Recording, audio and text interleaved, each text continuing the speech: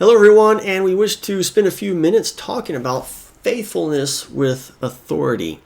In Luke 9, it tells us that Jesus called the 12 together and he gave them power and authority over all demons and to cure diseases, and he sent them out to proclaim the kingdom of God and to heal the sick. So part and parcel to proclaiming the kingdom of God, at least the historical record is a demonstration of power, and that is overcoming demonic entities and healing the sick. And so we might not have the same authority that we read about in Acts or in the Gospels, but I can guarantee you that if you are a Christian, God has given you some measure of authority, and he's asking you to be faithful with it.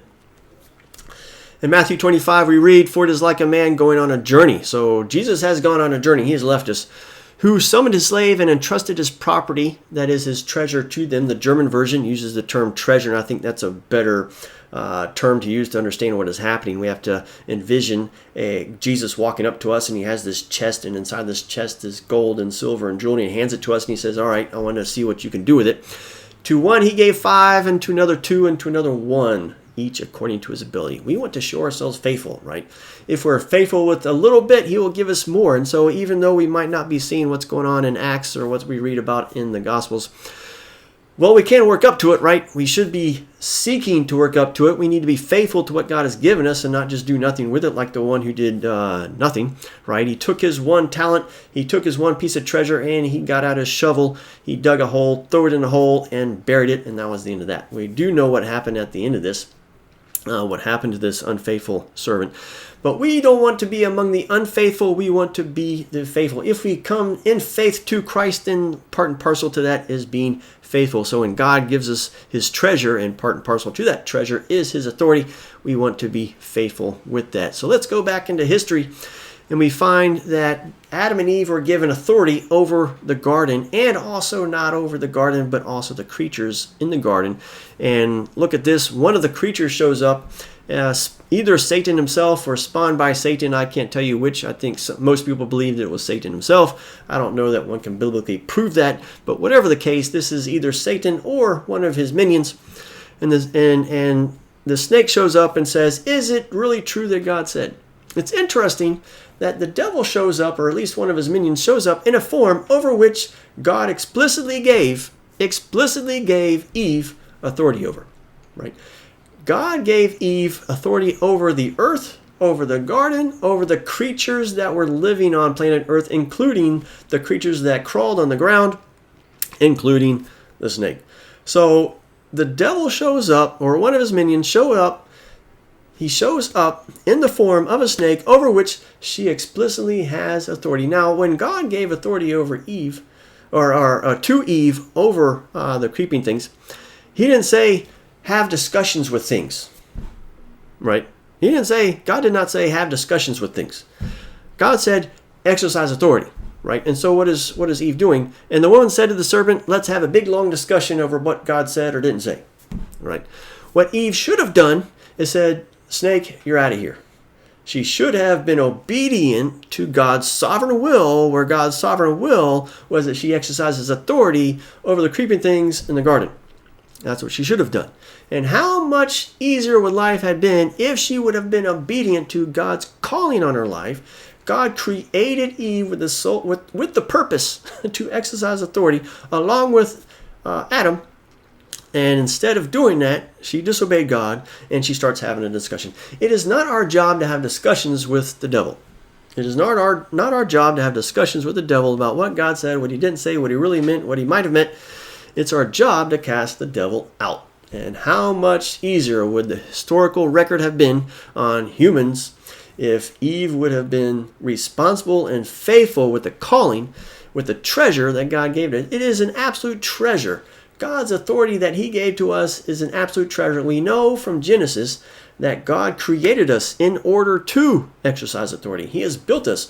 Our human flesh, our bone, our blood has been created to exercise authority. We know in the book of, in Matthew, we just read it, he has given his servants authority. We know in the book of Revelations in chapter 1, chapter 5, he has appointed us to rule. Okay? He has appointed us to serve his God and to rule. Part of serving God is ruling, right? If God has given us the job to rule, part of serving God is to do the exact same thing that God has called us to do. So we want to be faithful servants to God with the authority He has given us. And if you are watching this video, if you are a Christian, God has given you authority. It might not look exactly like what we read about in the book of Acts. It might not look to that extreme as we see in the Gospels. But maybe you can work up to it. If you're faithful in the little things that God has given you, well, beware, God is going to give you more. In Ephesians 4, it says, do not give the devil an opportunity, right? What did Eve do?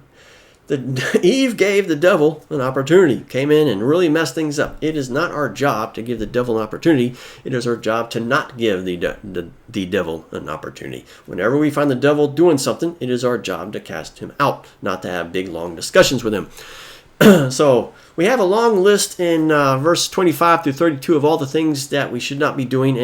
And I want to make a distinction here. Sometimes we have our fleshly nature, and that is all we're dealing with. We need to say no and deny our fleshly nature. We say, no, we're not going to sin. We're not going to steal. We're not going to have unwholesome talk come out of us. We're not going to be bitter. We're not going to be angry. We're not going to be quarreling. We're not going to have slanderous talk. Yes, the flesh does those things, but sometimes there's a demonic entity at work.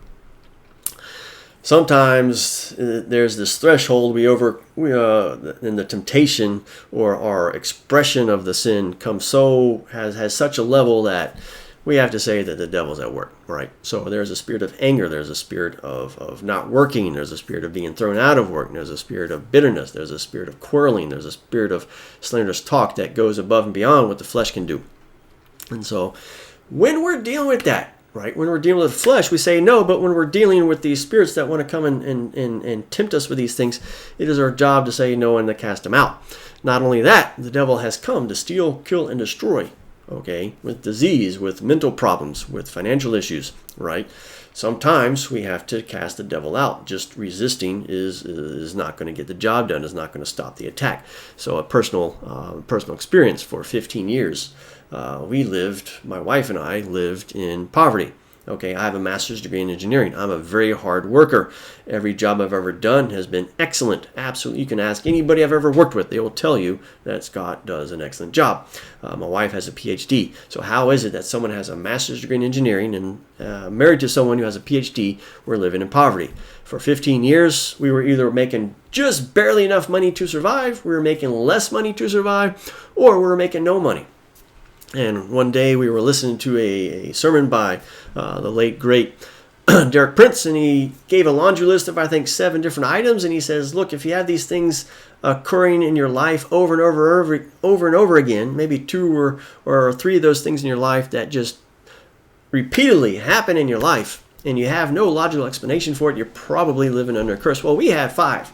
Something like 5. Out of his list of 7, we have 5 things that were constantly occurring in our life. And he said, if you believe you're living under a curse, pray this prayer after me.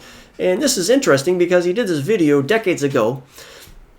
And we prayed the prayer, and within 2 months, I had doubled my income. Right? We went from making barely enough to making more than enough. My income's doubled again since then, easily, maybe even more than that. And we were living under this curse, and in my mind, okay, people have different definitions, but in my mind, a curse is nothing more than a band of devils and demons that are making your life miserable in different fronts. And you have to cast these things out, right? I could send resumes out till the cows come home. That was not going to fix the problem because there were demonic entities that were causing me to lose my job and causing me to lose my income and causing me to lose what I did have, right? And so until those demonic entities are dealt with, well, then I'm going to live under that, okay? And so after 15 years, we prayed this simple prayer, and within 2 months, I had doubled my income, right? All because I had used the authority that I always had, right? I didn't have to live for 15 years like this. All I had to do is exercise authority over the demonic spiritual entities that were making my life miserable, okay?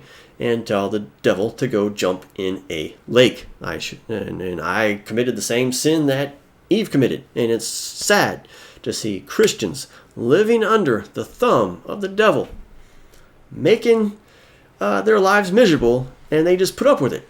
When just like I did for 15 years, living under misery. And so this is a call for everyone to be faithful with the authority and the treasure that God has given you. You don't have to start raising people from the dead tomorrow, right? You might want to work up to that. But God has given you something. God has given you something. Ask God to show you where the devil has been making your life miserable. Ask the God to show you where the devil is making friends of yours' lives miserable. And ask you to show you where do you have authority to cast that devil out, and start doing that. And I guarantee you, when you start walking in the authority that God has given you, that you will see drastic changes in your life and in the lives of people that you pray for. You say, devil, get out of this person's life.